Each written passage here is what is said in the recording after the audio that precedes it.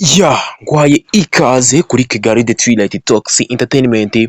Nk'uko mubizi, nk'uko bisanzwe, ni amakuru y'ibyamamare tuba tubagezaho, niyo abatuzanye, dore ko twibanda ku makuru aba ari kugenda avugwa ku bahanzi cyangwa se ku basitari ba hano mu Rwanda cyane cyane, niyo tuba tugarukaho. So mu kanya rero gashize, nibwo ngiye mbona ikinyamakuru cy'inyarwanda kabisa, ikinyamakuru cy'inyarwanda ngira ngo murakizi, mumaze kukimenyera.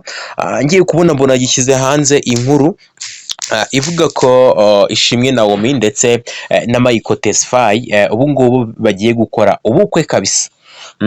Aba bantu ngira ngo murabazi, ngira ngo Michael Tesfaye ngira ngo murabazi, ndetse n'uyu Ishimwe Naomi ngira ngo murabazi. Iyi couple yabo ni imwe muri couple zimaze igihe kirekire cyane, aho ntatinya kuvuga ko iyi couple kabisa irambanye. Iyi couple ni imwe muri couple zakunzwe hano mu Rwanda, bitewe n'uko aba bantu uko ari babiri bajya gusa kabisa, ubona ko ari abantu baberanye. Uyu Michael Tesfaye iyo umubonye ari kumwe na Ishimwe Naomi uba ubona ari abantu basa, bitewe n'uko n'ubundi bari mu rukundo. Abantu uko ari babiri bari mu rukundo, iby'urukundo rwabo byaravuzwe cyane, aho byagiye binahwihwiswa ko uyu Ishimwe Naomi ari nkaho ari we wibwiriye uyu Michael ko amukunda, Michael atarabizamo neza. So ngira ngo muri kubyumva rero, ubukwe burashyize buratashye.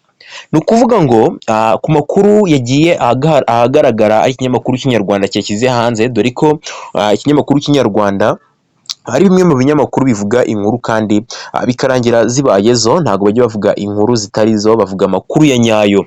So bagize gutya rero, baraza baravuga bati ngo itariki ishobora kuberaho ubukwe bwa Miss Naomi. Ngira ngo Miss Naomi murabizi ko ari we wabaye nyine Miss w'u Rwanda mu 2020, ngira ngo murabizi. Ngo Ishimwe Naomi wabaye nyampinga w'u Rwanda mu mwaka wa 2020 ari mu myiteguro yo gukora ubukwe n'umukunzi we w'igihe kirekire Michael Tesfaye mu mpera z'uyu mwaka. Ngo Inyarwanda yabonye amakuru avuga ko Ishimwe Naomi n'umukunzi we Michael bateganya gukora ubukwe ku cyumweru tariki 29 Ukuboza 2024. Ibi bintu ni byiza cyane. Ubukwe bwari bwarategerejwe igihe kirekire, ni nyuma y'uko n'ubundi mu mwaka, ngira ngo uyu mwaka uri kurangira 2023, sorry, mwaka wa 2023, nibwo uyu Ishimwe Naomi bamutunguye. Reka nzi nkwereke amatariki neza y'igihe bamutunguye kabisa, bagatera ivi. So reka nze mbikwereke neza kabisa. Nibwo bagize gutya baramutungura, babateye ivi, bya bindi nyine bihamye yuko bateye ivi nyine, bari kugupropoza yuko wenda mushobora kuba mwabana. Nibwo bamutunguye kabisa.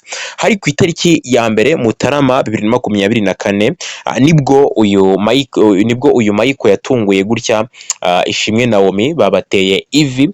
Bundi Ishimwe Naomi nawe nk'umuntu ukunda cyangwa se nk'umukobwa ukunda Michael ahita abyemera atazuyaje.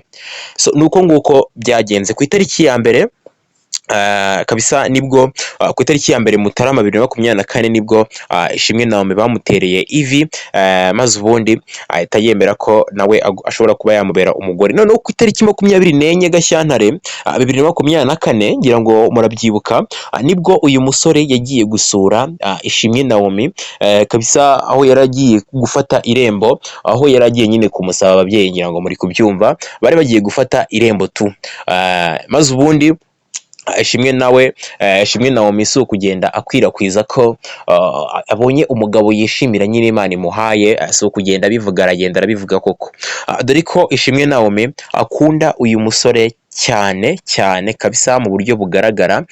Ngira ngo ejo bundi murabizi, ubwo yajyaga kumureba ku kibuga cy'indege, ibyabaye ngira ngo mwarabibonye kabisa. Yagaragaje emotion zirenze cyane, yagaragaje emotion bitewe n'uko uyu Ishimwe Naomi n'ubundi akunda uyu musore. Ngira ngo mujya mubibona cyane, nutemera ko burya amukunda, sinzi uko byaba bimeze, sinzi umuntu utakemera ko Ishimwe Naomi akunda uyu musore ngo ni Michael Tesfaye. So ni ibintu byiza rero, reka twitegure buno bukwe, ngira ngo burashyize buratashye. Ni nyuma y'uko n'ubundi muri 2023 ijya kurangira, ngira ngo murabyibuka, nibwo amakuru yagiye hanze y'uko bashobora kuzakora ubukwe mu mpera z'uyu mwaka, ubwo yabitangarizaga kuri Radio Rwanda, ngira ngo murabyibuka, ubwo yari ari mu kiganiro.